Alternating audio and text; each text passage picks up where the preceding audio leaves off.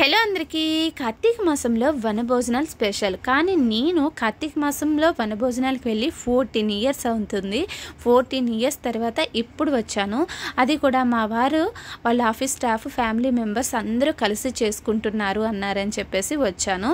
మా వారు నేను మా చిన్న అబ్బాయి మాత్రమే వచ్చాము. పాపం మా పెద్దోడు స్కూల్ ఉంది, పర్మిషన్ అడిగినా ఇచ్చేలా లేరు, ఎగ్జామ్స్ టైం అని చెప్పేసి. అందుకని వాడు స్కూల్కి వెళ్ళిన తర్వాత మేము ముగ్గురం బయలుదేరి వచ్చాము. మేము వెళ్ళే టైంకి ఇంకా తక్కువ మంది వచ్చారు. అందుకని తోటంతా చక్కగా తిరుగుతూ ఫొటోస్ వీడియోస్ తీసుకుంటున్నాము. ఇక్కడ టచ్ మీ నాట్ ఆకులు ఉంటాయి కదా, అవి ముట్టుకుంటే మూసిపోతాయి, వాటితో ఆడుకుంటూ ఎంజాయ్ చేసాము.